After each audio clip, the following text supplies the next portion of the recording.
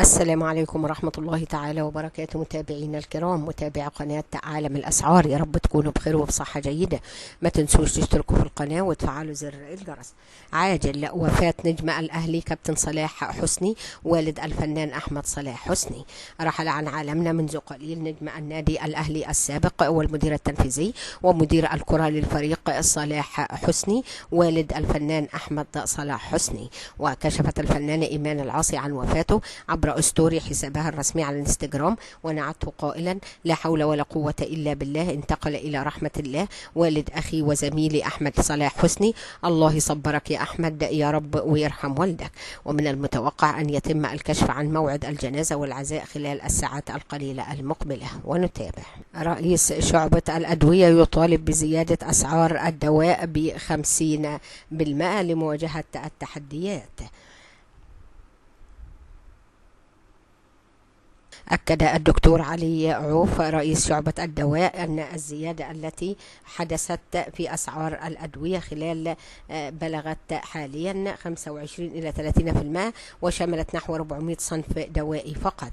وأضاف عوف خلال لقاء مع الإعلامي حمد رزق ببرنامج نظرة والمذاع على قناة صدى البلد أن هامش الربح في الأدوية تراوح ما بين 15 إلى 25%، مؤكدا أن جميع مدخلات المواد الخام للأدوية شهدت زيادة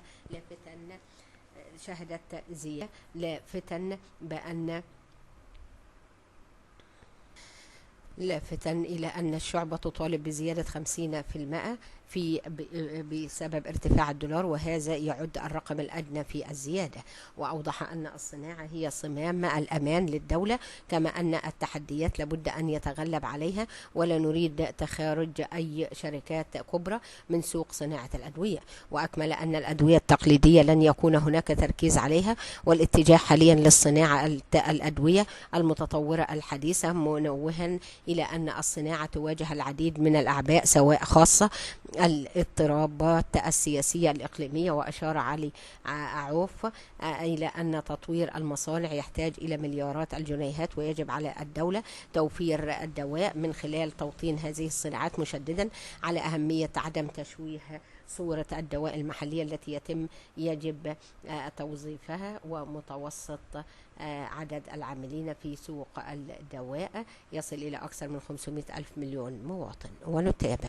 سيول واضطراب الملاحة، الأرصاد تكشف تفاصيل طقس السبت بدرجات الحرارة. كشفت الهيئة العامة للأرصاد الجوية عن تفاصيل طقس السبت، حيث توقعت أن يسود طقس شديد الحرارة رطب نهارا على أغلب الأنحاء، حار رطب على السواحل الشمالية، مائل للحرارة رطب ليلا على أغلب الأنحاء.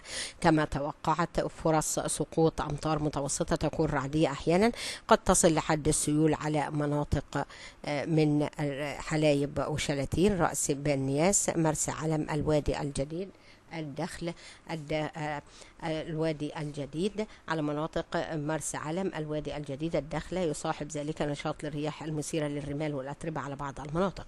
وأشارت إلى اضطراب الملاحة البحرية على خليج السويس والشواطئ الغربية للبحر المتوسط، وسرعة الرياح 30 إلى 50 كيلومتر في الساعة، وارتفاع الأمواج 1.5 إلى 2.5. تسجل درجة الحرارة على القاهرة الكبرى 36 درجة، والسواحل الشمالية 33 درجة، وشمال الصعيد 41 درجة، وجنوب الصعيد 45 درجة. قبل ما ننهي الفيديو ما تنسوش تشتركوا في القناة وتفعلوا زر الجرس، والسلام عليكم ورحمة الله تعالى وبركاته.